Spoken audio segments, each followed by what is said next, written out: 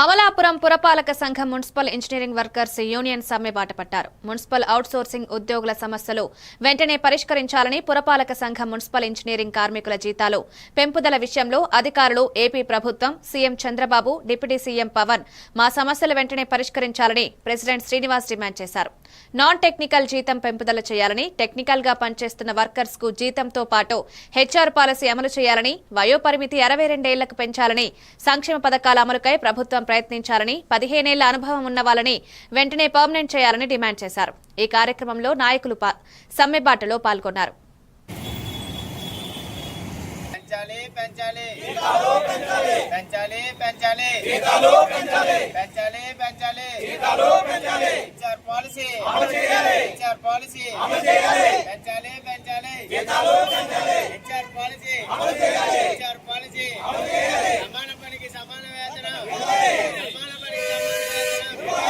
కృష్ణ అండి. నేను అమలాపురం పురపాలక సంఘంలో లైటింగ్ సూపర్వైజర్ గా అవుట్సోర్సింగ్ పద్ధతిపై పనిచేస్తున్నాను.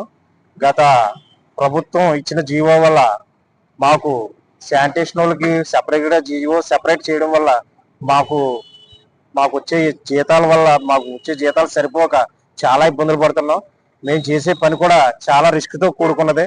పోలికి మరి లైట్లు చేయడం కావచ్చు, కొన్ని ట్రాన్స్ఫరాలు ఆగకపోయినా సరే మేము ప్రతి చోట కూడా అమలాపురం 30 వార్డుల్లో కూడా మేము చాలా విధులు చక్కగా నిర్వర్తిస్తున్నాం కాదని ఆశిస్తున్నాం. మా మొత్తం అమలాపురం పురపాలక సంఘంలో ఒక 50 మంది ఇంజనీరింగ్ వర్కర్స్ ఉన్నాం. అందులో వాటర్ హౌస్ కావచ్చు, శానిటేషన్ వాటర్ హౌస్ కావచ్చు, మామూలు లైటింగ్ కావచ్చు, ఇలా పార్కుల్లో ఇలా వివిధ రకాలుగా మేము ఇంజనీరింగ్ సెక్షన్ లో పనిచేస్తున్నాం. కనుక ప్రభుత్వం తక్షణమే మా యొక్క జీతాలు పెంచి మమ్మల్ని ఆదుకోవాలని సవినయంగా చేతులు జోడించి నమస్కరించి కోరుకుంటున్నాం.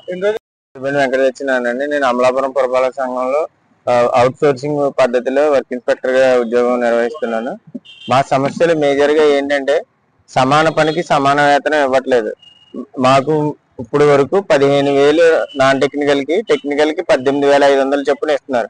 పిఎఫ్, ఈఎస్ఐ కట్ అయిపోయి 15,000 జీతం తీసుకుంటున్న వాళ్ళకి 13,087 రూపాయలు, 18,500 జీతం తీసుకుంటున్న టెక్నికల్ వాళ్ళకి 16,411 రూపాయలు మాత్రమే జీతాలుగా ఇస్తున్నారు. ఆ జీవో మాకు వర్తించకపోవడం వల్ల మా జీతాలు పెరగలేదు. ఇప్పుడు శానిటేషన్